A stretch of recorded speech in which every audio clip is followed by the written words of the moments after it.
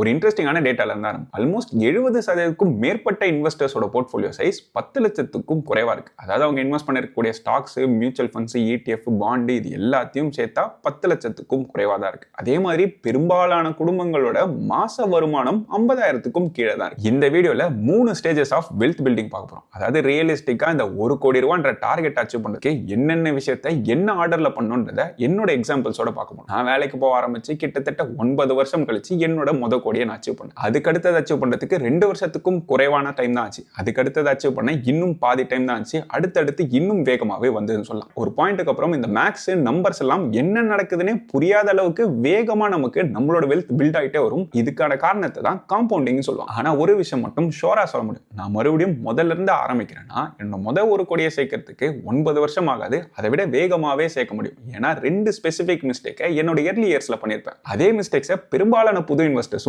பண்ணிட்டு இருப்பாங்க. இந்த வீடியோ முடியும் போது எக்ஸாக்ட்டா நீங்க எந்த ஸ்டேஜ்ல இருக்கீங்க, அடுத்து நீங்க என்ன பண்ணணும், என்னெல்லாம் மிஸ்டேக் பண்றதுக்கு வாய்ப்பு இருக்கு, அதை எப்படி அவாய்ட் பண்ணலாம், இந்த 1 கோடியை சேர்க்கறதுக்கு 8 வருஷத்துல பண்ண முடியுமா இல்ல 18-20 வருஷம் ஆனாலும் பண்ண முடியாம இருக்குமான்ற எல்லா இன்ஃபர்மேஷனும் டீடைலா பார்ப்போம். வணக்கம், என் பேர் பூசன். இந்த சேனல் ஃபினான்ஸ் பூசன். முதல்ல எதனால பெரும்பாலான இன்வெஸ்ட்மெண்ட் பிளான்ஸ் ஃபெயில் ஆகுதுன்றதை கிளியரா புரிஞ்சுக்கும். இதுக்கு ஒரு சிம்பிளான எக்ஸாம்பிள் எடுத்துக்கலாம். ஒரு நபர் 3 லட்ச ரூபாய் போர்ட்ஃபோலியோட இருக்காரு, இன்னொருத்தர் 50 லட்ச ரூபாய் போர்ட்ஃபோலியோ பில்ட் பண்ணிருக்காரு. இவங்க 2 பேருமே ஒரே ஸ்டாக் அனாலிசிஸ் வீடியோ தான் பார்க்குறாங்க, ஒரே ஸ்க்ரீனர்ஸ் தான் யூஸ் பண்ணுறாங்க, அதே பேலன்ஸ் ஷீட் அனாலிசிஸ், அதே யூடியூப் டிப்பு, வாட்ஸ்அப் டிப்புன்னு சொல்லிட்டு 2 பேருமே ஒரே விஷயத்தை தான் கன்சியூம் பண்ணுறாங்க. ஆனால் போர்ட்ஃபோலியோ சைஸுக்கு ஏற்ற மாதிரி அந்த போர்ட்ஃபோலியோ பர்ஃபார்மன்ஸும் கம்ப்ளீட்டாக வேற மாதிரி இருக்கும். இந்த 3 லட்ச ரூபா போர்ட்ஃபோலியோ எக்ஸப்ஷனலாக ஒரே வருஷத்தில் 30% ரிட்டர்னே கொடுத்திருந்தாலும் அவரோட லாபம் 90,000 ரூபாய் தான் இருந்திருக்கும். இதுக்கு ஆல்டர்னேட்டிவா அதே 3 லட்ச ரூபா போர்ட்ஃபோலியோ அப்படியே வச்சுட்டு அவரோட எஃபர்ட்டை அவரோட சேலரியை இன்க்ரீஸ் பண்ணுறதுல கான்சென்ட்ரேட் பண்ணி மாசத்துக்கு ஒரு 10,000 ரூபாய் அவரோட வருமானத்தை இன்க்ரீஸ் பண்ணியிருந்தா வருஷத்துக்கு 1,20,000 ரூபாய் அதிலேயே லாபம் பார்த்துருக்க முடியும். இந்த 30% போர்ட்ஃபோலியோ ரிட்டர்ன்ன்றது கேரண்டிலாம் கிடையாது, ரொம்ப அன்சர்டனான ஒரு விஷயம். ஆனால் சேலரி ஐக்கா 10,000 ரூபாய் நம்ம வாங்கிட்டோம்னா வருஷம் அதை ரிப்பீட்டடா நம்ம தொடர்ந்து வாங்கிட்டே இருப்போம். இன்ஃபேக்ட் இந்த எக்ஸ்ட்ரா இன்கமை மாசம் எஸ்ஐபியாவும் அதிகமாக இன்வெஸ்ட் பண்ணிட்டு வரலாம். நம்மளோட இன்வெஸ்ட்மெண்ட்டும் வளர்ந்துட்டு வரும். அதனால தான் இன்வெஸ்ட் பண்ற ப்ராசஸை நம்ம போர்ட்ஃபோலியோ சைஸ்க்கு ஏற்ற மாதிரி 3 ஸ்டேஜா பிரிச்சுக்கலாம். இப்போ 50 லட்சம் போர்ட்ஃபோலியோல இருக்கவருக்கு ஒர்க் ஆகக்கூடிய விஷயங்கள் 3 லட்சம் போர்ட்ஃபோலியோல இருக்கவருக்கு சுத்தமா ஒர்க் ஆகாம இருக்கலாம். அதாவது ஃபேஸ் 3ல பண்ண வேண்டிய விஷயத்தை ஃபேஸ் 1ல பண்ணிட்டு இருந்தோம்னா அதுக்கான ரிசல்ட்டே இல்லாம பல வருஷம் நம்ம வீணாக்குறது தான் ரிசல்ட்டா இருந்திருக்கும். இந்த 3 ஸ்டேஜ்ல முதல் ஸ்டேஜ் 0ல இருந்து 10 லட்சம், இதை இன்கம் ஃபேஸ்ன்னு சொல்லலாம். இதுக்கு அடுத்த ஸ்டேஜ் தான் ஆக்சுவலா காம்பவுண்டிங் நடக்கிற இடம். இது 10ல இருந்து 50 லட்சம் போர்ட்ஃபோலியோ சைஸ். அடுத்து 50ல இருந்து 1 கோடி போர்ட்ஃபோலியோ சைஸை 3வது ஃபேஸா பிரிச்சுக்கலாம். இங்க தான் நம்மளோட இன்வெஸ்ட்மெண்ட்ஸை ஆப்டிமைஸ் பண்ண ஆரம்பிப்போம். அதாவது ஒவ்வொரு ஸ்டேஜுக்கும் வேற ப்ராடக்ட்டும் வேற ஸ்ட்ராட்டஜிஸும் வேற டைம் லைனும் வச்சு பண்ற மாதிரி இருக்கும். அது ஒன்னொன்னுத்தையும் டீடைல்டா இப்போ பார்ப்போம். முதல் ஸ்டேஜ்ல இருந்து ஆரம்பி 0ல இருந்து 10 லட்சம் இன்கம் ஃபேஸ். இந்த ஸ்டேஜ்ல தான் இந்த சேனலோட பெரும்பாலான வியூவர்ஸ் இருக்காங்கன்றது போல் ரிசல்ட் கிளியரா காட்டுது. இன்ஃபேக்ட் இந்த ஃபேஸ்ல தான் பெரும்பாலான இன்வெஸ்ட்மெண்ட் நேரத்தை நம்ம தேவையில்லாம வீணடிக்கிறதுக்கு வாய்ப்பு இருக்கு. இதை நம்ம சீரியஸா எடுத்துக்கணும்னா அடுத்தடுத்த ஃபேஸை ஆப்டிமைஸ்டா பண்ண முடியும். இந்த ஸ்டேஜ்ல நம்மளோட இன்கம் தான் நம்மளோட பெரிய இன்வெஸ்ட்மெண்ட்டே. அதாவது நம்மளோட போர்ட்ஃபோலியோலாம் கிடையாது, நம்ம மாசம் என்ன ஏர்ன் பண்றோமோ இதுதான் நம்மளோட பிக்கஸ்ட் இன்வெஸ்ட்மெண்ட். இந்த ஃபேஸ் 1க்கு 3 முக்கியமான ரூல் இருக்கு. அதுல முதல் ரூல், நம்மளோட ஃப்ரீ டைம்ல 80% நேரத்தை நம்மளோட இன்கம் ஜெனரேஷனுக்கு ஸ்பெண்ட் பண்ணுமே தவிர வெறும் 20% மட்டும் தான் இன்வெஸ்டிங்க்கு ஸ்பெண்ட் பண்ணணும். ஆனா பெரும்பாலான மக்கள் இதை அப்படியே ஆப்போசிட்டா பண்ணுவாங்க. ஒரு நாளைக்கு 2-3 இன்வெஸ்ட்மெண்ட் வீடியோஸோ இல்ல ஃபினான்ஸ் வீடியோஸோ பார்த்துட்டு இருப்பாங்க. ஒவ்வொரு வீடியோவும் குறைஞ்சது 10ல இருந்து 15 நிமிஷம் டியூரேஷன் இருக்கும். இதை கணக்கு பண்ணோம்னா ஒரு நாளைக்கு அப்ராக்சிமேட்லி 30ல இருந்து 40 நிமிஷம் இன்வெஸ்ட்மெண்ட் ரிலேட்டடாவோ இல்ல ஃபினான்ஸ் ரிலேட்டடாவோ மட்டும் கன்சியூம் பண்ணிருப்பாங்க. அதாவது நம்ம என்ன பண்றோம்னா யாரோ ஒருத்தர் ஏதோ ஒரு ஸ்டாக்கை பத்தி அதை அனலைஸ் பண்ணியோ இல்ல அதை பத்தி பேசியோ பார்த்துட்டு இருக்குமே தவிர நம்ம அனலைஸ் பண்ணோமான்னு கேட்டா கிடையாது. அப்படியே நீங்க அனலைஸே பண்றீங்கன்னு வச்சுப்போம். அதுக்கு ஒரு 15 நிமிஷம் ஆகுதுன்னு எடுத்தோம்னா ஒரு நாளைக்கு 1 மணி நேரம் ஸ்பெண்ட் பண்ணிட்டு வரும். இப்போ இந்த 1 மணி நேரத்தை டெய்லி போட்டுக்கிட்டே வந்தோம்னா கிட்டத்தட்ட ஒரு வருஷத்துக்கு எக்கச்சக்கமான டைம் ஸ்பெண்ட் பண்ணிருப்போம். இந்த டைம் எல்லாம் ஸ்பெண்ட் பண்ணி மேக்ஸிமம் நம்மளால என்ன பண்ண முடியும்? இண்டெக்ஸ் கொடுக்கறத விட ஒரு 5% அதிகமா ரிட்டர்ன் எடுக்க முடியுமா? அஃப்கோர்ஸ் 5% எடுக்கிறீங்கன்னே வச்சுக்கலாம். இப்போ 3 லட்ச ரூபாய் போர்ட்ஃபோலியோல 5% அதிக ரிட்டர்ன்ஸ் சொன்னோம்னா வெறும் 15,000 ரூபாய் தான் ஒரு வருஷத்துக்கு எக்ஸ்ட்ராவா நம்ம ஏர்ன் பண்ணிருப்போம். இல்ல ரொம்ப லக்கியா இருந்தீங்கன்னா 30,000 ரூபாய் வரைக்கும் உங்களால எக்ஸ்ட்ராவா ஏர்ன் பண்ணிருக்க முடியும். ஆனா அதுக்கு ஆல்டர்னேட்டிவா அதே நேரத்தை இன்ஃபேக்ட் 1 மணி நேரம் டெய்லி ஸ்பெண்ட் பண்றதுக்கு பதிலா அட்லீஸ்ட் ஒரு 20 நிமிஷமோ இல்ல 30 நிமிஷமோ உங்க துறை சார்ந்து இல்ல உங்க கரியர் சார்ந்து ஏதோ ஒரு விஷயத்தை இம்ப்ரூவ் பண்றதுக்கோ இல்ல அடிஷனலா ஒரு கோர்ஸ் எடுத்து படிச்சீங்கன்னா உங்களோட இன்கம் ஈஸியா டபுள் பண்றதுக்கும் வாய்ப்புகள் இருக்கும். யோசிச்சு பாருங்க, 3 லட்ச ரூபா நீங்க வருஷம் earn பண்ணிட்டு இருக்கீங்க. அதை டபுள் பண்ணணும்னா அதே எஃபர்ட்டை போட்டு 10 மடங்கு அதிகமான ரிட்டர்னே எடுத்துக்க முடியும். அந்த இன்கம் growthம் அடுத்த 20-25 வருஷம் உங்களோட கரியர் ஃபுல்லாவே காம்பவுண்ட் ஆயிட்டே வரும். அதாவது இன்கிரிமெண்டலா லைஃப் டைம் ஃபுல்லா இந்த இன்கம் growthல இருந்து மட்டும் 50 லட்சத்துல இருந்து 1 கோடி வரைக்கும் நீங்க எக்ஸ்ட்ரா சம்பாதிச்சிருந்தாலும் ஆச்சரியப்படுறது கிடையாது. அதனாலதான் ஸ்டேஜ் 1ல நம்ம கான்சென்ட்ரேட் பண்ண வேண்டிய ரொம்ப முக்கியமான விஷயம் நம்மளோட கரியரும் நம்மளோட இன்கம் மட்டும்தான். உங்க கரியரோட முதல் 7-8 வருஷத்துல ஹை பேயிங் ஜாப்ஸ் தேடி அதுக்கு ஸ்விட்ச் பண்றது ரொம்ப முக்கியமான விஷயம்னே சொல்லலாம். அதாவது ஒரே கம்பெனில இருந்து வருஷம் வெறும் 5% 7% இன்கிரிமெண்ட் வாங்கிட்டு இருந்தோம்னா நம்மளோட இன்கமும் ஸ்லோவா தான் வளர்ந்துட்டு இருக்கும். அதுக்கு பதிலா நம்மளோட ஸ்கில்லை இம்ப்ரூவ் பண்ணிட்டு ஒரு ஸ்விட்ச் அடிச்சோம்னா 30% இருந்து 100% வரைக்கும் ஹைக் வாங்கினாலும் ஆச்சரியப்படுறது கிடையாது. அதுவும் early கரியர்ல பண்ணீங்கன்னா அந்த நம்பர் தான் உங்களோட salary பெஞ்ச்மார்க்காவே இருக்கும். அதுக்கப்புறம் நீங்க வாங்கக்கூடியது எல்லாம் அங்கிருந்து அதிகமான அமௌண்ட்டா தான் வாங்குவீங்க. ஸோ ஸ்டேஜ் 1ஓட ரூல் நம்பர் 1 ரொம்ப சிம்பிள். உங்களோட ஃப்ரீ டைமோட 80% நேரம் உங்களோட இன்கம் இன்க்ரீஸ் பண்றதுக்கும் உங்களோட ஸ்கில்லை வளர்க்கறதுக்கும் மட்டும் தான் டைம் ஸ்பெண்ட் பண்ணுமே தவிர இன்வெஸ்ட்மெண்ட்டுக்கு வெறும் 10-20% நேரம் ஸ்பெண்ட் பண்ணாலே போதுமானது. அதாவது இப்போ நீங்க ஸ்கில்லை உயர்த்தணும் இல்லை இன்கம் உயர்த்தணும்னா பண்ண வேண்டிய விஷயம்லாம் சிம்பிள். நீங்க இப்போ வேலை பார்க்குற துறையில எது ஹை பேயிங் ஸ்கில்லா இருக்குமோ அதை எடுத்து கத்துக்கிறதுக்கோ இல்லை சர்டிஃபிகேஷன் பண்றதுக்கோ முதல் ஸ்டெப் எடுக்கணும். அதே மாதிரி நம்மளோட நெட்வொர்க்லேயே நம்ம இருக்க லெவலை விட ஒரு 2 லெவல் மேல இருக்கவங்க கூட இன்டராக்ட் பண்ணி கரியர்ல எப்படி அந்த ஸ்டேட்டுக்கு போக முடியும்ன்ற அளவுக்கான டிஸ்கஷன்ஸை ரெகுலரா வச்சுக்கணும். ஒவ்வொரு 5-6 வருஷத்துக்கும் நம்மளோட சேலரி டபுள் ஆகிட்டே வரணும்ன்றதும் மறக்காம இருக்கும். இப்போ ரூல் நம்பர் 2 பார்ப்போம். இந்த இடத்துல நம்மளோட இன்வெஸ்ட்மெண்ட்ஸை எவ்வளவு போரிங்கா வைக்க முடியுமோ அந்த அளவுக்கு போரிங்கா வச்சுக்கணும். அதுவும் பர்டிகுலரா ஸ்டேஜ் 1ல 10 லட்ச ரூபாய்க்கும் குறைவான போர்ட்ஃபோலியோ வச்சிருக்கும் போது 15 மியூச்சுவல் ஃபண்டு 30 ஸ்டாக் வச்சிருக்கணும்ன்றதுல பெரிய பிரோஜனமே கிடையாது. இன்ஃபேக்ட் இண்டிவிஜுவல் ஸ்டாக்ஸ் வாங்குறதுக்கான தேவையுமே இருந்திருக்கூடாது. போர்ட்ஃபோலியோல மேக்ஸிமம் 2-3 மியூச்சுவல் ஃபண்ட்ஸ் இருந்தாலே போதுமானதுன்னு சொல்லலாம். ஒருவேளை நீங்க 5 லட்சத்துக்கும் மேல போர்ட்ஃபோலியோ வச்சிருக்கீங்கன்னா அந்த பாயிண்ட்ல டைரக்ட் ஸ்டாக் பிக்கிங்ல ஒரு 10% வரைக்கும் அலோகேஷன் கொடுக்கலாம். அதுவும் நான் கத்துக்க தான் பண்றேன், வெல்த் பில்ட் பண்ண கொடுக்கலன்றதை ஞாபகத்தில் வச்சுக்கணும். இப்போ சிம்பிளா யோசிச்சு பாருங்க, 3 லட்ச ரூபா தான் மொத்த போர்ட்ஃபோலியோ, அதுல 30 ஸ்டாக் வச்சிருக்கோம்னா ஒவ்வொரு ஸ்டாக்குக்கும் 10,000 ரூபா தான் போட்டிருக்க முடியும். அந்த 10,000 ரூபா போட்ட ஸ்டாக்கு 5 மடங்கே ஆனாலும் அது நம்ம லைஃபை மாத்துற அளவுக்கு ஒரு பெரிய அமௌண்டா மாறி இருக்கு. அதனால இண்டிவிஜுவல் ஸ்டாக் பிக்கிங்க இந்த ஸ்டேஜ்ல அவாய்ட் பண்றதே ஒரு பெட்டரான விஷயம் சொல்லலாம். ஏன்னா அதுக்கு தேவையில்லாம நிறைய டைமும் எஃபர்ட்டும் கொடுக்குற மாதிரி இருக்கும். அதுல இருந்து நமக்கு வரக்கூடிய ரிசல்ட்டும் ரொம்ப சொற்பமா தான் இருக்கும். ஸ்மால் கேப்போ மிட் கேப்போ இல்ல திமேட்டிக் ஃபண்ட்ஸோ இந்த ஸ்டேஜ்ல இன்க்ளூட் பண்ணாம இருக்கிறது இம்பார்ட்டன்ட். ஏன்னா இந்த ஸ்டேஜ்ல நம்ம பில்ட் பண்ண வேண்டியது ஒரு ஸ்டேபிளான கோர் போர்ட்ஃபோலியோ மட்டும் தான். அதை பில்ட் பண்ணதுக்கு அப்புறமா நம்ம ரிஸ்க் எடுக்கிறதுக்கான சேஃப்டி மெஷர்ஸ் ஆல்ரெடி அந்த போர்ட்ஃபோலியோவே நம்மளுக்கு சப்போர்ட் பண்ணும். ஸோ சிம்பிளா ஒரு நல்ல ஃபிளெக்ஸி கேப் ஃபண்டோ இல்ல ஒரு நல்ல ஹைபிரிட் ஃபண்டோ அப்படி இல்லைன்னா இண்டெக்ஸ் ஃபண்டை சூஸ் பண்ணிட்டு அதுல இன்வெஸ்ட் பண்ணி விட்டு 10 லட்சம் வரைக்கும் சேர்த்தாலே போதுமானது. அடுத்து இந்த ஸ்டேஜ்ல ரூல் நம்பர் 3 தான் ரொம்பவுமே முக்கியம் சொல்லுவேன். அதாவது நம்ம இன்வெஸ்ட்லாம் பண்ண ஆரம்பிக்கிறதுக்கு முன்னாடி நம்மளோட எமர்ஜென்சி ஃபண்டும் இன்சூரன்ஸும் கட்டாயமா இருக்கும். இப்போ சில நபர்கள் மாசம் நான் எப்படியும் 15,000 ரூபாய் எஸ்ஐபி பண்ணிட்டு வரேன்னு சொல்லுவாங்க. ஆனா அவங்க கிட்ட எமர்ஜென்சி ஃபண்ட் இருக்கான்னு கேட்டா சுத்தமா எதுவும் கிடையாதுன்னு சொல்லுவாங்க. அதாவது அடுத்த மாசம் நம்மளோட வேலை போயிட்டு வருமானம் வராம இருந்ததுன்னா எப்படி குடும்ப செலவை பாப்போனே புரியாத சிச்சுவேஷன்ல இருந்துட்டு நான் இன்வெஸ்ட் பண்ணிட்டு வரேன்னு சொல்லிட்டு வரோம். அதே நேரத்தில் டேர்ம் இன்சூரன்ஸ் சொல்லிட்டோ இல்ல அவங்களுக்குன்னு பர்சனலா ஹெல்த் இன்சூரன்ஸ் எதுவும் இருக்காது. பெரும்பாலான மக்களுக்கு அவங்க வேலை செய்யற இடத்துல இன்சூரன்ஸ் கொடுத்துப்பாங்க. ஒருவேளை வேலை போயிருந்ததுன்னா இன்கமும் இருக்காது இன்சூரன்ஸும் இருக்காது. ஒரே ஒரு மெடிக்கல் பில் வந்தா போதும் நீங்க கஷ்டப்பட்டு சேர்த்த எல்லா எஸ்ஐபியோ இல்ல இன்வெஸ்ட்மெண்ட்ஸோ நம்ம எடுத்துட்டு போய் செலவு பண்ற மாதிரி இருக்கும். ஸோ அடுத்த 6 மாசத்துக்கு தேவையான செலவை பார்த்துக்கக்கூடிய எமர்ஜென்சி ஃபண்டை எஃப்டியாவோ இல்ல ஆர்டியாவோ இல்ல லிக்விட் ஃபண்டாவோ ரெடியா வச்சிருக்கணும். அதே மாதிரி 15-20 மடங்கு உங்களோட ஆனுவல் எக்ஸ்பென்ஸுக்கு டேர்ம் இன்சூரன்ஸும்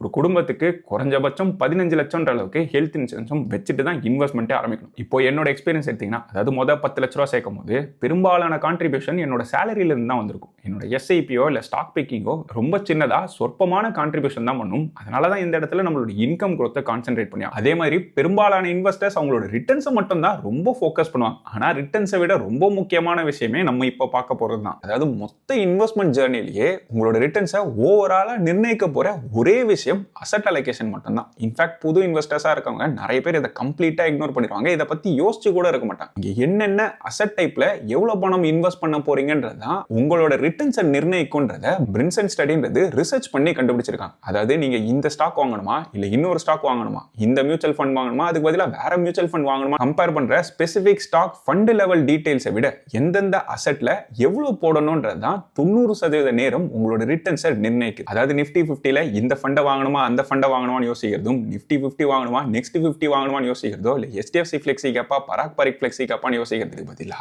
ஈக்விட்டியில எவ்வளவு சதவீதம் போட்டிருப்பேன், டெட்டில் எவ்வளவு சதவீதம் போட்டிருப்பேன், கோல்டு சில்வர்ல எவ்வளவு சதவீதம் போடுவேன்றதான் நம்மளோட ரிட்டர்ன்ஸே நிர்ணயிக்கும். இப்போ ஸ்டேஜ் 1ல இருக்கவங்க மோஸ்டா பிகினர்ஸா இருப்பாங்க. அவங்க எங்கா இருக்கிறதுக்கு வாய்ப்புகள் ரொம்ப அதிகம். அந்த மாதிரியான நபர்களுக்கு இந்த அலோகேஷன் கரெக்டா இருக்கும். அதாவது 70% ஈக்விட்டிலையும் 20% டெட் இன்ஸ்ட்ருமெண்ட்ஸ்லையும் மீதி இருக்க 10% கோல்டு சில்வர்ல அலோகேட் பண்ணலாம். அந்த 70% ஈக்விட்டி ஈக்விட்டிலையும் மொத்தமாவே ஒரே ஒரு மியூச்சுவல் ஃபண்ட், அதாவது ஒரு நல்ல ஹைபிரிட் ஃபண்டோ இல்ல இன்னொரு ஃபிளெக்ஸி கேப் ஃபண்டோ, இது ரெண்டுத்தையும் கம்பைன் பண்ணியோ இல்ல இது ஒண்ணு மட்டும் தனியா இன்வெஸ்ட் பண்ணாலே போதுமானது. அதாவது இந்த பாயிண்ட்ல இண்டிவிஜுவல் ஸ்டாக்ஸை பிக் பண்றதுல பாயிண்டே கிடையாது. அதே மாதிரி இதர மியூச்சுவல் ஃபண்ட்ஸ் ஆன திமேட்டிக் ஃபண்டோ இல்ல ஸ்மால் கேப் ஃபண்டோ மிட் கேப் ஃபண்டோன்னு சொல்லிட்டு ரிஸ்க் எடுக்கிறதுலயும் பாயிண்டே கிடையாது. எவ்வளவு சிம்பிளா ஈக்விட்டி போர்ட்ஃபோலியோ வச்சுக்க முடியுமோ அந்த மாதிரி வச்சாலே போதுமா. ₹100 இன்வெஸ்ட் பண்றீங்கன்னா அதுல ₹70 ஈக்விட்டி இன்ஸ்ட்ருமெண்ட்ஸ்க்கு அலோகேட் பண்றோம். மீதி இருக்கிறதுல ₹20 டெட் இன்ஸ்ட்ருமெண்ட்ஸ்க்கு போடணும். இதுலயும் உங்களோட ப்ரிஃபரன்ஸையும் உங்க சிச்சுவேஷனையும் பொறுத்தோ இல்ல உங்க ஸ்டேஜை பொறுத்தோ இன்ஸ்ட்ருமெண்ட்டை சூஸ் பண்ணணும். இங்க ஃபிக்ஸட் டெபாசிட்ஸோ இல்ல பாண்டோ இல்ல டெட் மியூச்சுவல் ஃபண்ட்ஸோ சூஸ் பண்ணிக்கலாம். இந்த டெட் காம்பனன்ட் நம்மளோட ரிட்டர்ன்ஸை ஸ்டேபிளா வச்சிருக்கிறதுக்கும் நம்மளோட கேபிட்டலை ப்ரொடெக்ட் பண்றதுக்கும், ஒருவேளை மார்க்கெட் விழுந்ததுன்னா அப்போ நம்மளுக்கு இன்வெஸ்ட் பண்றதுக்கு லிக்விடிட்டி கொடுக்கறதுக்கும் உதவியா இருக்கும். பர்சனலா என்ன கேட்டீங்கன்னா இது மூணுத்திலுமே பிரிச்சு நம்மளோட இன்வெஸ்ட்மெண்ட்டை போட்டுக்கலாம். அதுவும் பாண்ட்ஸ் சூஸ் பண்ண போறீங்கன்னா அதுல சீனியர் செக்யூர் பாண்ட்ஸா, அதுவும் இன்ட்ரெஸ்ட் ரேட் சைக்கிள் அட்ராக்டிவா இருக்கும்போது பாண்ட்ஸ்ல இன்வெஸ்ட் பண்ணிக்கலாம். இப்போ நீங்க பாண்ட்ஸ்ல இன்வெஸ்ட் பண்ணணும்னு நினைக்கிறீங்கன்னா இந்த வீடியோட ஸ்பான்சரான வின்ட்வெல்த் பிளாட்ஃபார்மை செக் பண்ணி பார்க்கலாம். இங்க அசெட் பேக்டாவே நிறைய பாண்ட்ஸை லிஸ்ட் பண்ணிருப்பாங்க. முன்னாடிலாம் கார்ப்பரேட் பாண்ட்ஸ்ல இன்வெஸ்ட் பண்ணா அதிகமான டிக்கெட் சைஸ் இருந்தது. அதாவது பெரிய பெரிய இன்ஸ்டிடியூஷன்ஸும் பெரிய பணக்காரர்கள் மட்டும் தான் இன்வெஸ்ட் பண்ண முடியும்னு இருந்தது. இப்போ சின்ன தொகையில இருந்தே யார் வேணாலும் கார்ப்பரேட் பாண்ட்ஸ்ல இன்வெஸ்ட் பண்ண முடியும். இப்போ ரெகுலேட்டரி சேஞ்சஸ்னாலையும் டெக்னாலஜினாலையும் நார்மல் காமன் ரீட்டைல் இன்வெஸ்டர்ஸும் இன்வெஸ்ட் பண்ண முடியும். சின்ன அமௌண்ட்ல இருந்தே இன்வெஸ்ட் பண்றதுக்கான ஆப்பர்ச்சுனிட்டியும் இருக்கு. நீங்க இன்வெஸ்ட் பண்ணும்போதே உங்களோட கேஷ் ஃப்ளோ ரெக்வயர்மெண்ட் ஏற்ற மாதிரியான பேமெண்ட் ஃப்ரீக்வன்சியை செலக்ட் பண்ணிட்டு உங்களுக்கான டென்யூரையும் சூஸ் பண்ணி இன்வெஸ்ட் பண்ண முடியும். இன்ஃபேக்ட் புதுசா ஆரம்பிக்கிறீங்கன்னா சின்ன டென்யூர்ல இருந்து சின்ன அமௌண்ட்ல இருந்து ஆரம்பிச்சு பழகிக்கலாம். கம்ஃபர்டபிள் ஆனதுக்கு அப்புறம் பெரிய அமௌண்ட்டை இன்வெஸ்ட் பண்ணிக்கலாம். பாண்ட்ஸ்ல இன்வெஸ்ட் பண்ணணும் ரொம்ப நாளா யோசிச்சுட்டு இருக்கீங்கன்னா அதுக்கான லிங்க் டிஸ்கிரிப்ஷன்லயும் கமெண்ட்லயும் கொடுக்குறேன், செக் பண்ணி பாருங்க. இந்த அசெட் அலோகேஷன்லயும் ரீபேலன்சிங்லயும் ஒரு முக்கியமான சீக்ரெட் இருக்கு. இதை நிறைய பேர் யூஸே பண்றது கிடையாது. இப்போ நீங்க ஒரு டார்கெட் அலோகேஷன் வச்சு இன்வெஸ்ட் பண்ணிட்டு வரீங்கன்னா வருஷத்துக்கு ஒரு வாட்டியோ இல்ல 2 வாட்டியோ நீங்க ரீபேலன்ஸ் பண்ற மாதிரி இருக்கும். ரீபேலன்சிங்னா என்ன? எது ரொம்ப நல்லா மேலே ஏறி போயிருக்கோ அதுல இருந்து நீங்க வித்து எது கீழே இருக்கோ அதுல இன்வெஸ்ட் பண்ணுவீங்க. இப்படி பண்ணும்போது ஆட்டோமேட்டிக்காவே உங்களோட ப்ராஃபிட்ஸையும் ப்ரிசர்வ் பண்றீங்க. அதே மாதிரி அடுத்து எங்க ஆப்பர்ச்சுனிட்டி இருக்குமோ அதுல இன்வெஸ்ட் பண்றதுக்கும் உதவியா இருக்கும். அதாவது நீங்க பிரெடிக்ட் பண்ணலாம் தேவையில்லை, ஆட்டோமேட்டிக்காவே ஏறினதுல இருந்து லாபத்தை ப்ரிசர்வ் பண்ணிருப்பீங்க. இப்போ உதாரணத்துக்கு சொல்லணும்னா சில்வர்ல நல்லா ஏறி மேல போச்சு, நிறைய பேர் அந்த இடத்துல விற்காம புதுசா இன்வெஸ்ட் பண்ணிருப்பாங்க. அந்த தப்பு பண்ணாம ரீபேலன்ஸ் பண்றது மூலமா அந்த லாபத்தை ப்ரிசர்வ் பண்ணி வேற எந்த அசெட் லேக் ஆயிருக்கோ அதுல இன்வெஸ்ட் பண்ணிட்டு வருவீங்க. அதே மாதிரி மறுபடியும் இங்க ஆப்பர்ச்சுனிட்டி வரும்போது இதுல திரும்பி ரீபேலன்ஸ் பண்ணுவீங்க. அதனாலதான் அசெட் அலோகேஷனும் ரீபேலன்சிங்கும் ரொம்ப ரொம்ப முக்கியம். உங்களோட டார்கெட் அலோகேஷனை முதல்ல டிஃபைன் பண்ணுங்க. அதை எங்கேயாவது நோட் பண்ணி ட்ராக் பண்ணிக்கிட்டே வாங்க. வருஷத்துக்கு ஒரு முறையோ 2 முறையோ ரீபேலன்ஸும் பண்ணிட்டு வாங்க. இதுக்கு அடுத்து தான் ஃபேஸ் 2. 10 லட்சத்துல இருந்து 50 லட்சத்துக்குள்ள போர்ட்ஃபோலியோ வேல்யூ இருக்கும். இதை காம்பவுண்டிங் ஃபேஸ்னு சொல்லலாம். அதாவது நீங்க 10 லட்சத்தை தாண்டினதுக்கு அப்புறமே உங்களோட ஃபினான்சஸ் கம்ப்ளீட்டா மாறுபட்டிருக்கும். இப்போ உதாரணத்துக்கு 15 லட்ச ரூபா நீங்க வச்சிருக்கீங்கன்னா வருஷத்துக்கு அது ஒரு 15% ரிட்டர்ன் கொடுத்தாலே 2 லட்ச ரூபா நம்மளுக்கு ரிட்டர்ன்ஸா மட்டும் வந்திருக்கும். இன்ஃபேக்ட் வருஷம் வாங்கக்கூடிய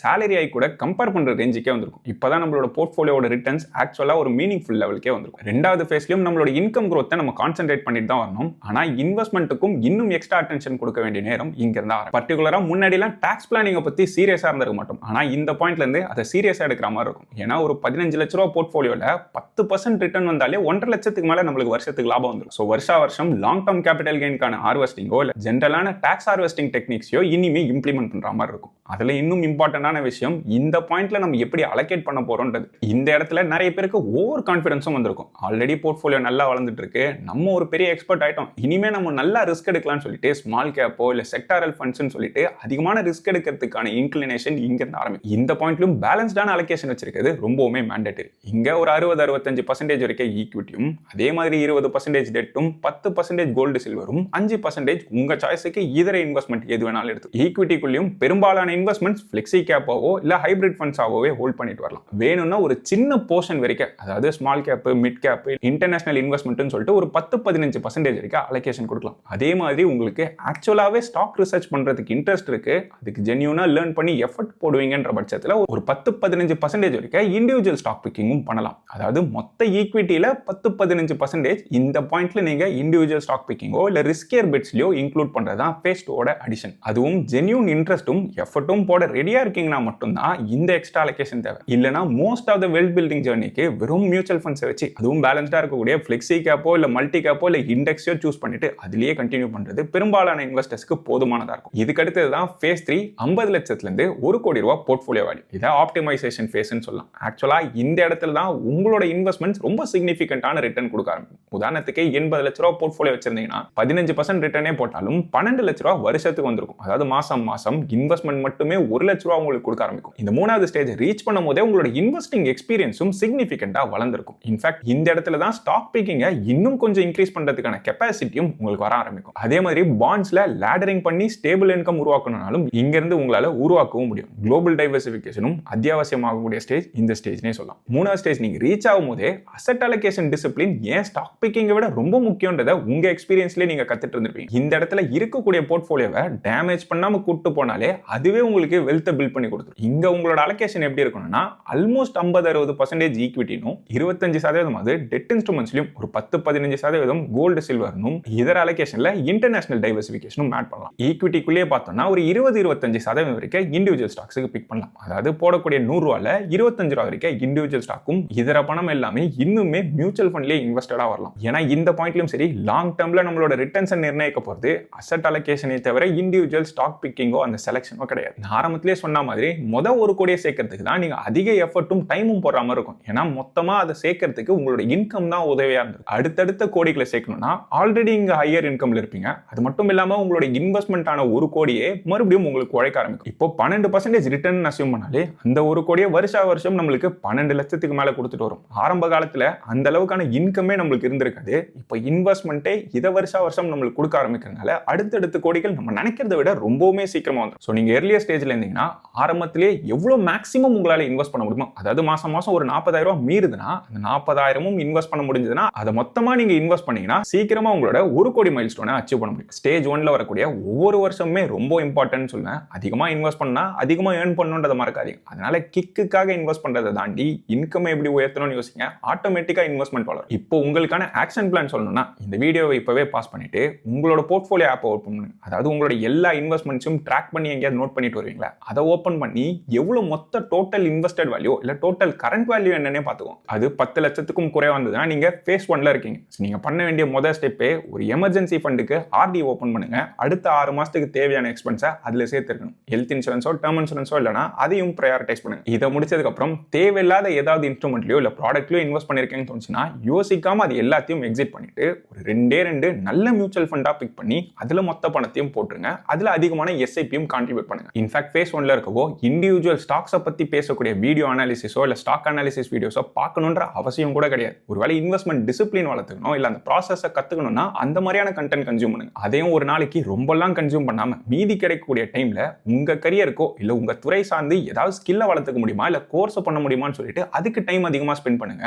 அடுத்த 1 வருஷத்துக்குள்ள சேலரி டபுள் பண்ண முடிஞ்சா பண்ணலாம். அப்படி இல்ல அட்லீஸ்ட் ஒரு 30-40% உயர்த்தறதுக்கு என்ன பண்ணணும்ன்றதுக்கு பிளான் போடுங்க. இருக்க கம்பெனிலேயே அடுத்த ரோலுக்கு போறதுக்கு என்னெல்லாம் பண்ணணுமோ அதுக்கான பிளானை போட்டு அடுத்த 1-2 வருஷத்துல எக்ஸிக்யூட் பண்ணுங்க. அப்படி இல்லனா ஹை பேயிங் ஜாபுக்கு ஸ்விட்ச் பண்றதுக்கு என்னெல்லாம் பண்ணணுமோ அதுக்கான ஸ்டெப் எடுங்க. இல்ல ஆல்ரெடி நீங்க இருக்கிறது ஒரு டெட் எண்ட் ஜாப்னு தோணுச்சுன்னா சைடு ஹஸ்லாவோ இல்ல வேற ஏதாவது இன்கம் சோர்ஸ் உயர்த்த முடியுமா, அதுக்கு இப்பவே எஃபர்ட் போட்டாதான் அடுத்த 1-2 வருஷத்துல அதுல இருந்து இன்கம் நம்மளால உருவாக்க முடியும். எப்படி பார்த்தாலும் 1-2 வருஷம் டைம் கொடுத்தா நம்மளோட இன்கம் சிக்னிஃபிகண்டா உயர்த்த முடியும். இதுதான் ஃபேஸ் 1ல கான்சென்ட்ரேட் பண்ணும். இதுக்கு அடுத்து 10 லட்சத்துல இருந்து 50 லட்சத்துக்குள்ள இருந்தீங்கன்னா ஃபேஸ் 2ல இருக்கீங்கன்னு அர்த்தம். இங்கேயும் அசெட் அலோகேஷனை ப்ராப்பரா பேலன்ஸ் பண்ணுங்க. 60% ஈக்விட்டி, 20% டெட், 10% கோல்டு சில்வர், 5% இதரவை. அதே மாதிரி இந்த பாயிண்ட்ல நீங்க இன்னும் கொஞ்சம் கால்குலேட்டட் ரிஸ்க் எடுக்கலாம். ப்ராப்பரான வேல்யூவேஷன்ல இருந்தா ஸ்மால் அண்ட் மிட் கேப்போ இல்ல திமேட்டிக்கோ எக்ஸ்ப்ளோர் பண்ணலாம். அதே மாதிரி இண்டிவிஜுவல் ஸ்டாக்ஸோட ரிசர்ச் பண்றதுக்கான எஃபர்ட்டும் டைமும் நீங்க போடுவீங்கன்னா போர்ட்ஃபோலியோல மொத்தமா ஒரு 10-15% இருக்க டைரக்ட் ஸ்டாக் பிக்கிங்கும் இங்க ஆட் பண்ணிக்கலாம். இதுக்கு அடுத்த ஸ்டேஜ் தான் 50 லட்சத்துல இருந்து 1 கோடி ஸ்டேஜ். மொத்த போர்ட்ஃபோலியோல 20-25% இருக்க டைரக்ட் ஸ்டாக் பிக்கிங்கும் நீங்க இங்க ஸ்கேல் அப் பண்ணிக்கலாம். சோ நீங்க எந்த ஃபேஸ்ல இருக்கீங்கன்றத பொறுத்து அதுக்கான கேமை ப்ளே பண்ணணும். அதே மாதிரி மாசம் வரக்கூடிய சேலரியை ப்ராப்பரா பிளான் பண்ணி எப்படி இன்வெஸ்ட் பண்ணணும்னு தெரிஞ்சுக்கணும்னா அடுத்து இந்த வீடியோ செக் பண்ணி பாருங்க. இது வரைக்கும் இந்த வீடியோல பார்த்த இன்ஃபர்மேஷன் உங்களுக்கு யூஸ்ஃபுல்லாவோ இல்ல புதுசாவோ இருக்குன்னு தோணுச்சுன்னா இந்த வீடியோ லைக் பண்ணுங்க. இந்த சேனலுக்கு இது வரைக்கும் சப்ஸ்கிரைப் பண்ணா அந்த சப்ஸ்கிரைப் பட்டனை கிளிக் பண்ணிட்டு அது பக்கத்துல இருக்க பெல் ஐகானை கிளிக் பண்ணி ஆல் என்ற செலக்ட் பண்ணினா இந்த சேனல்ல போடக்கூடிய புது வீடியோஸோட நோட்டிஃபிகேஷன் உடனே வந்து சேரும். நன்றி மக்களே. Fixed returns do not constitute guaranteed or assured returns. Investments in corporate debt securities, municipal debt securities, and securitized debt instruments are subject to credit risks, market risks, and default risks, including delay and/or default in payment.